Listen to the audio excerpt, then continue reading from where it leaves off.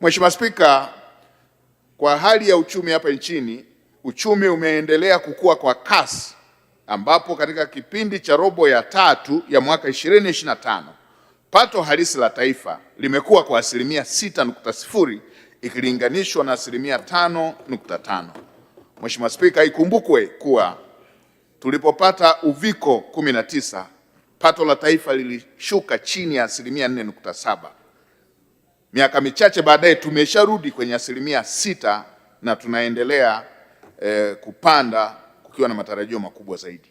Ukuaji huo umechangiwa na uwekezaji mkubwa katika miradi ya kimkakati ya miundombinu ikiwepo nishati, mawasiliano, usafiri na usafirishaji, huduma za kijamii na kuimarika kwa shughuli za uzalishaji katika sekta mbalimbali. Mheshimiwa Spika, Tanzania ni nchi pekee ukanda wa Afrika Mashariki na SADC ina ziada ya zaidi ya megawatts 2000 za umeme ikiwa inatekeleza mradi wa grid imara kuhakikisha umeme haukatiki. Nchi yetu imeendelea kuwa na utulivu wa bei uliotokana na utekelezaji wa sera madhubuti za kifedha, kuimarika kwa bei ya mafuta, bidhaa katika soko la dunia, utulivu wa thamani ya shilingi dhidi ya dola za Kimarekani. Utulivu huo ulichangiwa kwa kasi ya ongezeko la bei ya bidhaa na huduma.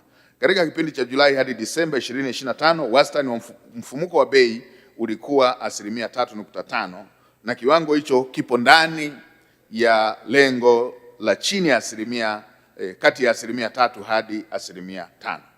Mfumuko wa bei kwa Januari 2026 ulikuwa asilimia 3.3 ikilinganishwa na asilimia 3.1 kipindi kama hicho kwa 2025. Kiwango hicho kipo ndani ya lengo la nchi za Afrika Mashariki za kutokuzidi asilimia 8 na kuwa kati ya asilimia 3 hadi asilimia 7. Mheshimiwa Spika, serikali itaendelea kufuatilia hali ya masuala ya bei kwa kuzingatia mambo yanayotokea duniani.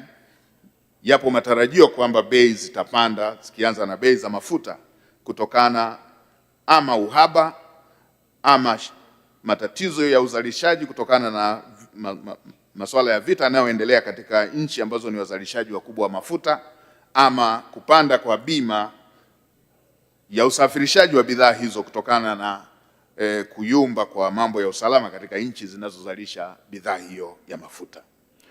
Mheshimiwa Spika, mauzo ya bidhaa na huduma nje ya nchi yameongezeka kutoka dola za Kimarekani bilioni 16.3 Januari 2025 hadi dola za Kimarekani bilioni 18.7 kwa Januari 2026. Ongezeko hilo ni sawa na asilimia 12.7. Ongezeko hilo limechangiwa na mauzo ya bidhaa mbalimbali ikiwemo dhahabu, tumbaku, kahawa, bidhaa za viwandani, utalii na huduma za usafirishaji. Aidha, Januari 2026 akiba ya fedha za kigeni ilifika dola za Kimarekani bilioni 6.3. Kiasi hicho kinawezesha kuagiza bidhaa na huduma kwa zaidi ya miezi 4.8 ikiwa ni juu ya kiwango cha chini kinachokubalika kimataifa.